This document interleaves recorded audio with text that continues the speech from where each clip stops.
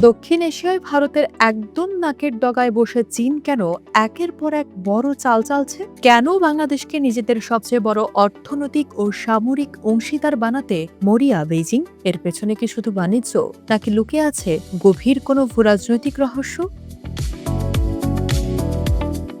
দক্ষিণ এশিয়াকে ঐতিহাসিকভাবে ভারত নিজেদের প্রভাব বলয় হিসেবে দেখে এসেছে, কিন্তু গত কয়েক দশকে এই সমীকরণে বড় ধাক্কা দিয়েছে চীন। শ্রীলঙ্কা ও মালদ্বীপের পর বেইজিং এর এখন অন্যতম প্রধান নজর বাংলাদেশের দিকে। সম্প্রতি বাংলাদেশের নতুন সরকার দায়িত্ব নেওয়ার পর চীনের এই আগ্রহ আরো স্পষ্ট হয়েছে। কিন্তু প্রশ্ন হলো, চীন কেন বাংলাদেশে এত আগ্রহী? এর উত্তর শুধু সাধারণ ব্যবসা বাণিজ্যের মধ্যে সীমাবদ্ধ নয়, এর পেছনে রয়েছে গভীর কৌশলগত, সামরিক ও ভূরাজনৈতিক স্বার্থ। চীন কেন আগ্রহী তার সবচেয়ে বড় প্রমাণ লুকিয়ে আছে বাংলাদেশের সামরিক খাতে। বর্তমানে বাংলাদেশ যত অস্ত্র আমদানি করে তার ৭০%-রও বেশি আসে চীন থেকে। অর্থাৎ বাংলাদেশের প্রতিরক্ষা ব্যবস্থার এক বিরাট অংশ বেইজিং এর উপর নির্ভরশীল। এর পাশাপাশি রয়েছে বিশাল অর্থনৈতিক বিনিয়োগ। বাংলাদেশের কাছে বেইজিং এর পাওনা এখন $৬০০ কোটি বেশি। এই বিপুল অর্থায়ন ও সামরিক সরবরাহ ঢাকাকে বেইজিং এর কৌশলগত অক্ষের মধ্যে ধরে রাখার জন্য চীনের একটি বড় অস্ত্র।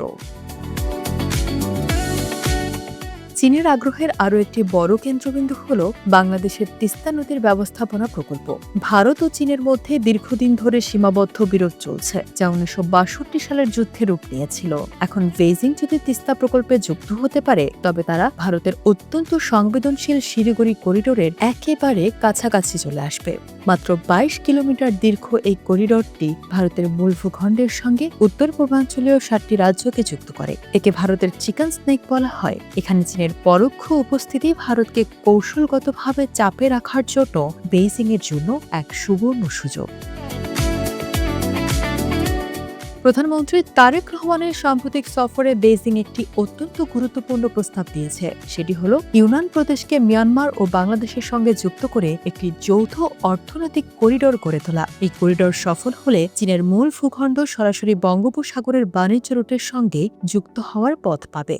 মংলা বন্দরের কাছে বিশেষ অর্থনৈতিক অঞ্চল গড়ে তোলার পেছনেও চীনের মূল লক্ষ্য হল এই অঞ্চলের সামুদ্রিক বাণিজ্য নিজেদের একচ্ছত্র প্রভাব বিস্তার করা এবং ভারতকে তার নিজের আঙিনাতেই ঘিরে ফেলা।